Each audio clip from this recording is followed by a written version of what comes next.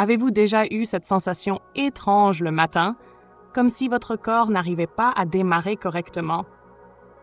Peut-être que vous vous êtes réveillé en pensant avoir bien dormi, mais à peine quelques minutes plus tard, vous ressentez une lourdeur dans l'estomac, un léger vertige ou une fatigue qui ne correspond pas à une nouvelle journée. Beaucoup de personnes de plus de 60 ans pensent que ce sont simplement les caprices de l'âge.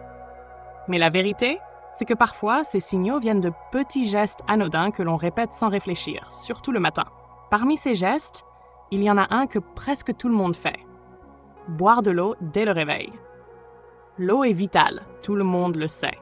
Mais ce que peu de personnes réalisent, c'est que la manière dont on boit, la quantité, la température et même le moment où l'on avale ce premier verre peuvent transformer une habitude saine en un véritable piège pour la santé. C'est pourquoi, aujourd'hui, nous allons explorer ensemble 5 erreurs fréquentes liées à l'eau du matin.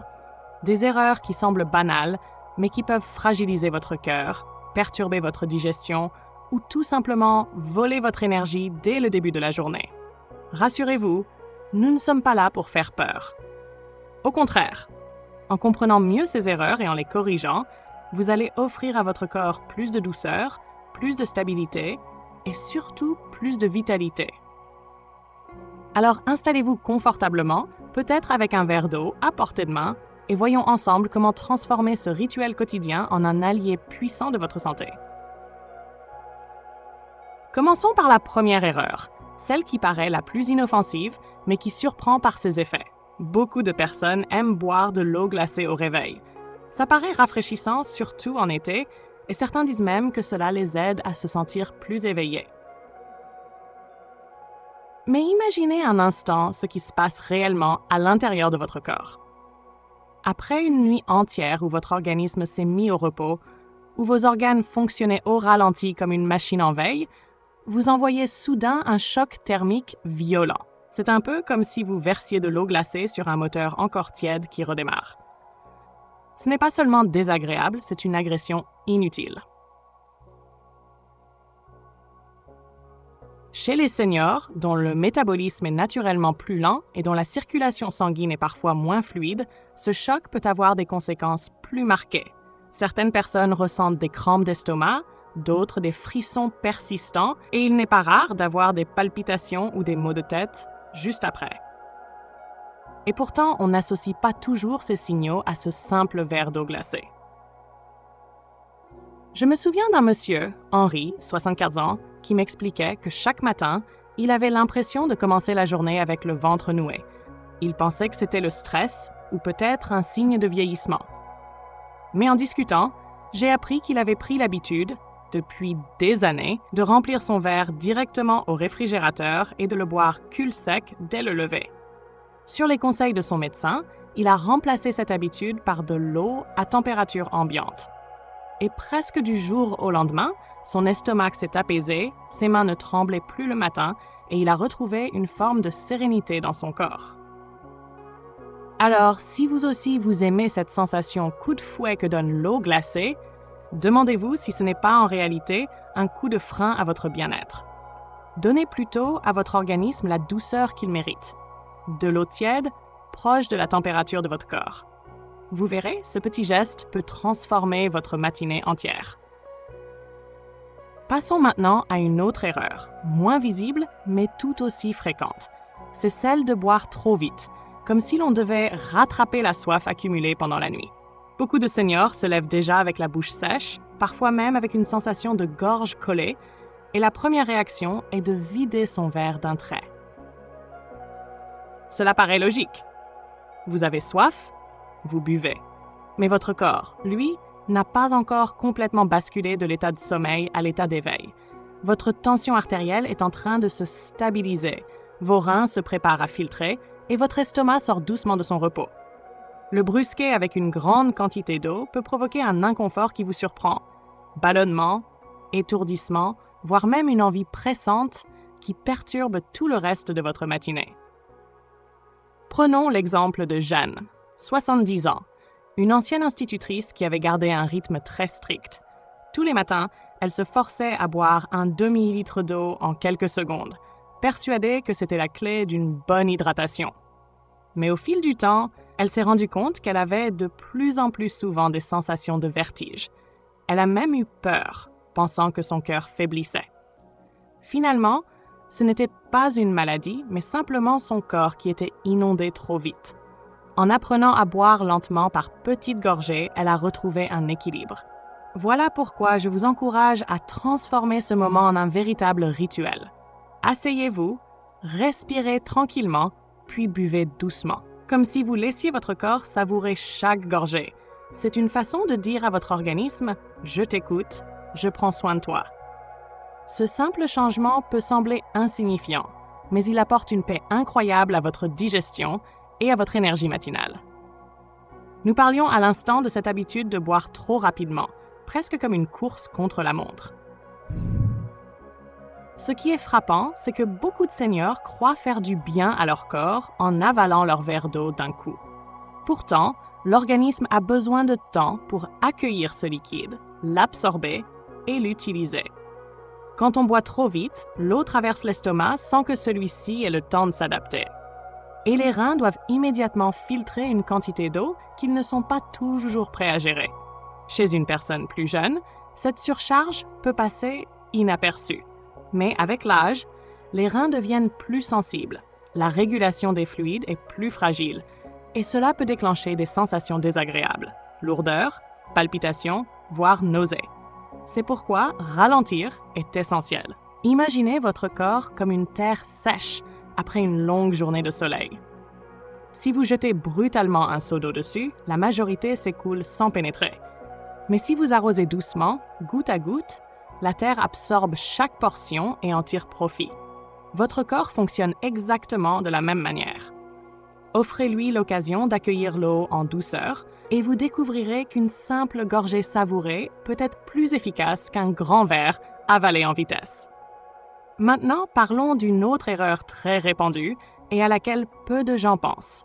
Boire de l'eau stockée dans une bouteille en plastique, laissée toute la nuit sur la table de chevet ou près d'une fenêtre ensoleillée.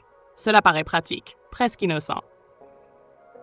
Qui n'a jamais gardé une bouteille d'eau à côté de son lit pour éviter d'avoir à se lever la nuit? Pourtant, ce geste si banal peut exposer votre corps à des substances invisibles, mais pas sans conséquences. Le plastique, surtout lorsqu'il est de qualité médiocre ou réutilisé trop longtemps, relâche des particules chimiques au contact de l'eau, en particulier si la bouteille est exposée à la chaleur. Ces substances, souvent appelées perturbateurs endocriniens, peuvent imiter vos hormones naturelles et semer la confusion dans votre organisme. Pour une personne âgée, dont l'équilibre hormonal et métabolique est déjà plus fragile, cette perturbation peut avoir des effets concrets: fatigue persistante, troubles digestifs, ou même des variations de l'humeur qui semblent venir de nulle part. Je me souviens d'Yvonne, 69 ans, qui m'expliquait qu'elle se sentait souvent ballonnée et qu'elle avait perdu le goût de ses promenades matinales à cause de ses maux de tête récurrents. Elle mettait cela sur le compte de l'âge, encore une fois. Mais, en discutant, nous avons réalisé qu'elle utilisait la même bouteille en plastique depuis des semaines, toujours posée à côté d'une lampe chaude sur sa table de nuit. Quand elle est passée à une carafe en verre, qu'elle remplissait fraîchement chaque matin, ses symptômes se sont atténués. Elle a même retrouvé une énergie qu'elle pensait définitivement perdue. Ce genre de petits détails peut sembler insignifiant, mais il est révélateur. Parfois, notre corps ne réclame pas un traitement lourd ou un médicament supplémentaire. Il demande simplement que nous le protégions de ces expositions répétées. C'est comme ouvrir la fenêtre pour aérer une pièce. Un petit geste, mais qui change tout. Si vous avez cette habitude de réutiliser une bouteille plastique, offrez-vous plutôt un récipient en verre ou en inox. C'est non seulement meilleur pour votre santé, mais aussi un cadeau pour l'environnement. Passons maintenant à une autre erreur encore plus subtile, mais très importante pour les seniors. Boire de l'eau au mauvais moment par rapport à la prise de médicaments. Beaucoup de personnes de plus de 60 ans commencent leur journée avec une petite série de comprimés, qu'il s'agisse de réguler la tension, de protéger le cœur ou de soutenir la thyroïde. Le problème, c'est que l'eau n'est pas neutre dans ce contexte. sa quantité, sa température et surtout le moment où vous la buvez peuvent influencer l'efficacité de vos traitements. Prenons l'exemple de Claude, 92 ans, qui suivait un traitement quotidien pour sa thyroïde. Chaque matin, il avalait son comprimé avec un grand verre d'eau, pensant bien faire. Pourtant, il se plaignait régulièrement de nausées et de fatigue persistantes. Après consultation, son médecin a compris qu'en buvant trop d'eau trop vite, Claude perturbait l'absorption du médicament. Résultat, son corps recevait moins de bénéfices et en prime, il souffrait de désagréments digestifs. En réduisant simplement la quantité d'eau à quelques gorgées, puis en attendant un petit moment avant de prendre son petit déjeuner, son état s'est nettement amélioré. Ce qu'il faut retenir, c'est que le corps au réveil est comme une balance délicate. Si vous ajoutez trop d'eau d'un coup, vous risquez de dérégler ce qui est déjà en place, surtout si des médicaments entrent en jeu. Chaque pilule a ses propres règles. Certaines exigent d'être avalées à jeun, d'autres avec un repas léger. Mais aucune ne supporte bien une inondation brutale d'eau froide ou en trop grande quantité. C'est un point que l'on oublie souvent. Nous avons tendance à penser que l'eau est neutre, qu'elle ne peut que faire du bien. Mais comme tout, c'est une question de mesure et de contexte. L'eau est un merveilleux allié, à condition qu'on lui donne la place qui lui revient et qu'on respecte le rythme de notre corps. Et il y a une dimension plus large encore. Apprendre à écouter son corps. Souvent, nous répétons des habitudes parce qu'on nous a dit que c'était bon pour la santé ou parce que cela semblait logique il y a 20 ans. Mais notre corps change, ses besoins évoluent. Ce qui était adapté à 40 ans peut devenir trop agressif à 70. Et si nous ne faisons pas attention à ces petits signes, nausées, étourdissements, digestion ralentie, nous passons à côté de messages précieux. Voilà pourquoi je vous encourage non pas seulement à corriger ces erreurs, mais aussi à prêter attention à ce que votre corps vous dit. Le matin est un moment sensible, une sorte de transition où chaque geste compte. En le respectant, vous vous offrez des journées plus stables, plus claires et plus sereines. Il y a une autre erreur qui passe souvent inaperçue, parce qu'elle est habillée de bonnes intentions. Remplacez le petit déjeuner par de l'eau uniquement.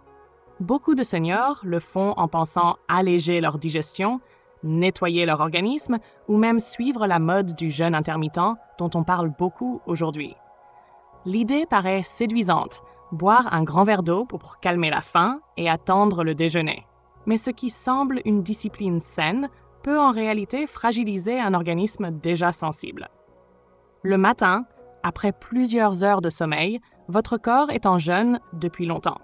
Votre cerveau fonctionne avec des réserves de glucose basses, vos muscles attendent un minimum de carburant et vos hormones cherchent un nouvel équilibre. L'eau, aussi précieuse soit-elle, ne fournit pas l'énergie nécessaire pour soutenir cette transition. Elle hydrate, certes, mais elle ne nourrit pas. Résultat, vous démarrez la journée avec un déficit que vous traînez ensuite pendant des heures. J'ai rencontré Mireille, 69 ans, une femme pleine d'énergie et de curiosité, qui avait décidé de ne plus prendre de petit déjeuner, convaincue que c'était plus léger et meilleur pour son poids. Elle commençait donc sa journée par 2 grands verres d'eau, parfois suivis d'un café. Au début, elle se sentait fière de sa discipline. Mais petit à petit, la fatigue s'est installée. Elle avait des trous de mémoire, se sentait plus irritable et ses promenades matinales devenaient une corvée. Après un échange avec son médecin, elle a compris que son cerveau manquait simplement de carburant. Elle a réintroduit un petit déjeuner léger, comme un yaourt avec des fruits ou une tartine complète avec un peu de fromage. Et la différence a été immédiate.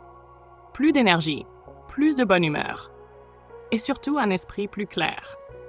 Ce qu'il faut comprendre, c'est que le petit déjeuner n'a pas besoin d'être copieux ou compliqué. L'idée n'est pas de se forcer à avaler un festin au réveil, mais plutôt de donner au corps ce petit coup de pouce dont il a besoin. Même une poignée de noix, un fruit, un peu d'avoine ou un œuf peuvent faire la différence. Ce sont ces petites touches qui stabilisent la glycémie, évitent les coups de fatigue et préviennent cette sensation de tête dans le brouillard qui peut gâcher une matinée entière. Boire de l'eau le matin est une excellente habitude, mais elle ne remplace pas un vrai repas. C'est comme mettre de l'huile dans le moteur d'une voiture. C'est indispensable, mais si vous n'ajoutez pas d'essence, la voiture n'avancera pas. Votre corps fonctionne de la même manière. Et si vous avez peur de trop manger, rappelez-vous qu'un petit déjeuner équilibré ne fait pas grossir. Au contraire, il régule l'appétit pour toute la journée et évite les fringales incontrôlées en fin de matinée. Mieux vaut un bol de flocons d'avoine le matin qu'une tablette de chocolat à 10 heures, parce que votre corps réclame désespérément de l'énergie. En corrigeant cette erreur, vous transformez vos matinées. Au lieu de commencer sur un déficit, vous démarrez avec une base solide qui soutient vos pensées, vos mouvements et même vos émotions. Parce qu'un corps affamé, c'est aussi un esprit plus vulnérable à l'anxiété et à la fatigue nerveuse. Maintenant que nous avons exploré ces 5 erreurs, prenons un instant pour réfléchir à l'essentiel. Le but n'est pas de vous culpabiliser ni de vous faire craindre vos habitudes, mais au contraire de vous offrir des clés pour transformer de simples gestes en alliés puissants pour votre bien-être. L'eau, au fond, est l'un des trésors les plus accessibles et les plus simples de la vie. Mais comme tout trésor, elle doit être utilisée avec respect. Ce n'est pas la quantité qui compte, ni la rigueur militaire avec laquelle vous buvez vos verres, mais la manière dont vous écoutez votre corps et adaptez vos gestes à ce qu'il vous demande aujourd'hui, et non pas à ce qui fonctionnait il y a 30 ans. Peut-être que pour vous, cela signifie laisser tomber l'eau glacée et préférer une boisson tiède. Peut-être que c'est apprendre à boire lentement, en savourant chaque gorgée. Peut-être encore que c'est investir dans une jolie carafe en verre plutôt que de réutiliser une vieille bouteille plastique. Ou bien, c'est simplement accepter que votre corps a besoin d'un vrai petit déjeuner, aussi modeste soit-il, pour vous donner l'élan de la journée. Ce sont des changements minuscules en apparence, mais qui, mis bout à bout, créent une différence immense. Imaginez-vous dans quelques semaines, moins de ballonnement, plus d'énergie le matin, une humeur plus stable, une clarté d'esprit retrouvée. Tout cela grâce à de simples ajustements qui ne coûtent rien, mais qui montrent à votre corps qu'il est respecté et écouté. Et rappelez-vous, à tout âge, il est possible de changer. Le fait que vous soyez ici, en train d'écouter et de chercher à améliorer vos habitudes, prouve déjà que vous êtes quelqu'un qui prend soin de lui, qui ne se résigne pas et qui croit encore au pouvoir des petits gestes. C'est cette attitude, plus encore que l'eau que vous buvez, qui nourrit votre vitalité. Alors, je vous lance une invitation. Dès demain matin, choisissez une seule chose que vous avez apprise aujourd'hui et appliquez-la. Peut-être boire moins vite, peut-être réchauffer légèrement votre eau, ou encore préparer un petit déjeuner simple mais nourrissant. Testez, observez et laissez votre corps vous remercier. Et avant de nous quitter, j'aimerais beaucoup savoir laquelle de ces erreurs vous reconnaissez-vous parfois en train de faire? Et quel petit changement allez-vous essayer dès demain? Partagez-le dans les commentaires, car vos expériences peuvent inspirer d'autres personnes qui vivent la même chose que vous.